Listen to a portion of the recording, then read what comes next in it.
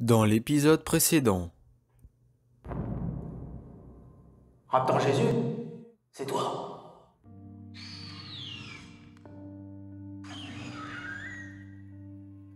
Comment ça?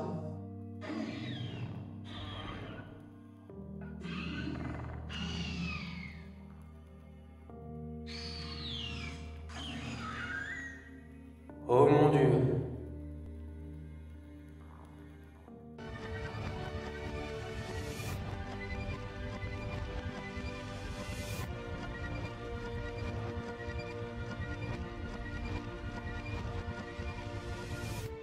Et yo tout le monde, c'est Karcha, j'espère que vous allez bien. Aujourd'hui on se retrouve pour un nouvel... Hop, t'oublies pas quelqu'un là? Oh purée, c'est vrai qu'il est là, lui. Bon, vous avez pu le voir dans le précédent épisode, je vous présente Alfred, un petit allosaure qui va m'assister dans mes vidéos. Comment ça, petit? Et oublie pas que c'est Raptor Jésus qui m'a créé, hein. Bon, je vous préviens tout de suite, il est très impulsif et très imbu de sa personne. Un vrai bonheur. Bon, trêve de blabla, aujourd'hui on va parler d'un dinosaure qui m'a été demandé il y a très longtemps par Frédéric sur la vidéo programme de la chaîne numéro 2, le Chilesaurus. Attends, c'est ma première apparition, tu fais même pas l'allosaure? Non, je parlerai de l'allosaure dans une plus grosse vidéo, là pour l'instant on va parler du Chilesaurus. Par contre, je te préviens, c'est moi qui commande ici, c'est ma chaîne, donc tu parles quand je te l'autorise. Oula, monsieur prend la grosse tête, mais bon, fais comme tu veux. Merci. Je vous dis, ce cadeau, je sens que je vais le regretter. Hein. Du coup, Chilesaurus Diego Suarez est un dinosaure découvert au Chili, bravo, bonne réponse. Effectivement, il a été découvert en 2004 dans la formation de Toki, au Chili. Il a vécu au Jurassique supérieur, plus précisément au Tithonien, c'est-à-dire il y a entre 152 et 145 millions d'années. Et chose notable, c'est un enfant de 7 ans du nom de Diego Suarez qui a découvert les ossements. Purée, pourquoi j'ai pas eu cette chance, moi? Bah, parce que t'as rien chez toi, non? Ça me paraît logique. Ouais, c'est pas faux. Enfin bref, cet enfant était fils de géologue et il ne savait pas que sa découverte allait bouleverser le monde de la paléontologie. En effet, il est très différent des dinosaures qu'on a pu traiter dans les précédents archosaures. Et pourquoi, tu me diras, Alfred? Bah, j'ai lu le script, donc je le sais. Allez, s'il te plaît. Bon, d'accord. Mais dis-moi, Karcha, qu'est-ce à dire que ceci? Merci. Bien tout simplement parce qu'il est très proche des deux grands groupes, les saurischiens et les ornithischiens. Mais le Chilesaurus est un théropode, c'est-à-dire un bipède tétrapode, les théropodes étant souvent des carnivores, mais il est aussi très proche des ornithischiens qui eux sont tous herbivores. Pour compliquer le tout, devinez ce qu'ils mangeaient? Si tu demandes, c'est que ça doit être des végétaux, non? Mais c'est pas dans le script ça, sérieux. Bon, pour me faire pardonner, je peux faire sa description physique si tu veux. Ouais, ok, marché conclu. Eh bien, il semblait être herbivore. Et vous allez me dire, mais comment on peut le savoir? Eh bien, tout simplement parce que ses dents en forme de spatule étaient typiques de ceux des herbivores, comme on peut le voir chez les sauropodes. Et avant de passer à la classification du Chilesaurus, je vais laisser Alfred vous faire sa description physique. Allez, on est parti. Le Chilesaurus fait environ 3,2 mètres de long, 80 cm de haut, pour un poids estimé à 100 kg. Mais bon, le poids, c'est comme le QI de Karcha, c'est approximatif.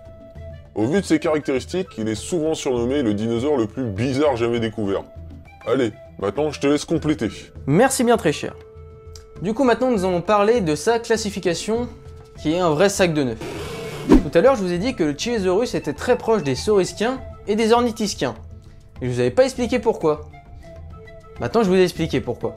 Son ilion, un des trois os qui forment le bassin, est très proche de celui des théropodes. Or, son os pubien, lui, est très ressemblant à celui des ornithischiens. Et pour parfaire le casse-tête, ses pieds étaient équipés de 4 doigts comme les ornithischiens, et ses mains ressemblaient fortement aux théropodes. C'est tellement surprenant que certains en sont venus à dire que le squelette qui a été retrouvé était peut-être une chimère, c'est-à-dire composé de plusieurs animaux. Or, cette hypothèse a été très vite balayée après la découverte d'un nouveau spécimen, mais cette fois articulé. Quand la vie elle a décidé de te faire chier, elle fait pas les choses à moitié généralement. Sa classification fut très compliquée et très mouvementée, donc je vais essayer de vous expliquer ça le plus simplement possible, mais ça va être très compliqué, donc restez bien attentifs. Chilesaurus fut d'abord placé dans le groupe des théropodes tétanurés en position basale. Bon, pour faire très simple, il regroupe les caractéristiques des Cellusoria, des sauropodomorphes basaux et des ornithischiens. La diversité des caractéristiques du Chilesaurus est expliquée par une évolution du régime carnivore vers un régime herbivore.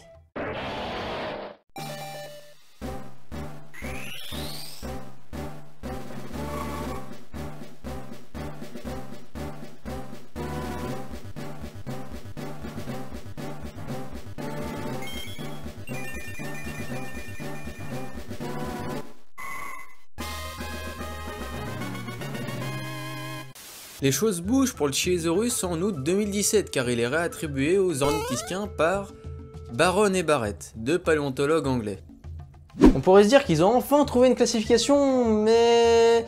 non. En fait, le Chilesaurus était un argument de choix pour valider une classification alternative qu'ils avaient publiée en 2017.